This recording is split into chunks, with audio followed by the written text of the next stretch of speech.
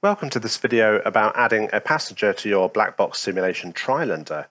Now, the real-world Trislander can have up to 17 passengers, but within the Blackbox simulation Trislander in Flight Sim 2020, you can have just one, which is a shame, but one is better than none. However, if you think you're going to see a passenger, you possibly may well not see them, and I'm going to show you how to fix that now. But firstly, just to explain what character will appear as your passenger, if you click on Options on the main screen, click on General Options, Miscellaneous. If you look at the pilot avatar, this button, this selector here will select who your pilot's going to be. So I'll select Lieutenant or Lieutenant Diana Dreyer from Top Gun. And the co-pilot avatar is the one that's going to use for your passenger. So just for a bit of fun, I've downloaded a freeware autopilot from the Airplane movie. So let's apply and save. And then I'm going to set up a flight, and I'll join you at the aircraft.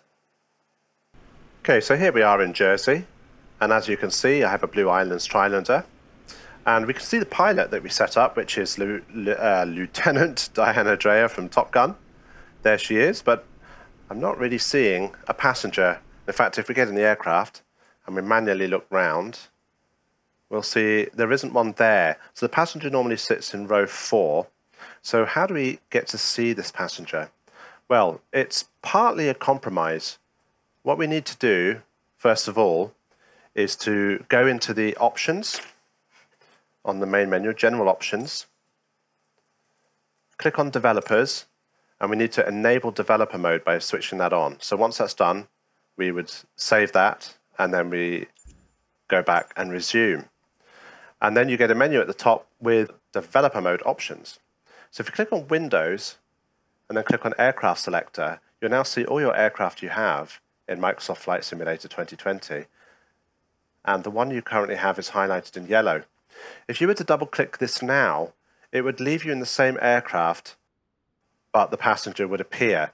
Now there is one problem with this in that at the moment we're in a cold and dark state with all the engines switched off. But when we double click on this, it will actually put the engines on and the brakes will not be on.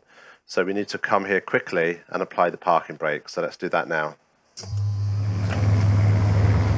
Okay. So we did that quickly. We had to click on the screen, press the parking brake, and we'll now get rid of the aircraft selector. But now if we turn around, look who we have. We have a friend from Airplane movie. Adds a bit of fun to the cockpit, and if we look from the outside, our cameras have now been reset, so let's just come down here. Okay, so there's the pilot, and come over the other side, look round.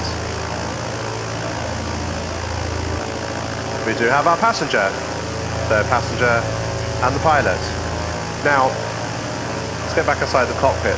So there is one major disadvantage of developer mode, and that is that it will not count your hours towards your time within Flight Sim. So one thing I haven't tried yet is to leave the developer mode by clicking on Dev Mode, exit, and seeing whether the passenger still remains. So we'll test that now. So I've exited, and let's have a look. And the passenger is still there, so that's fantastic.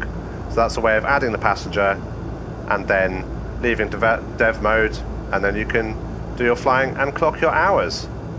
The end.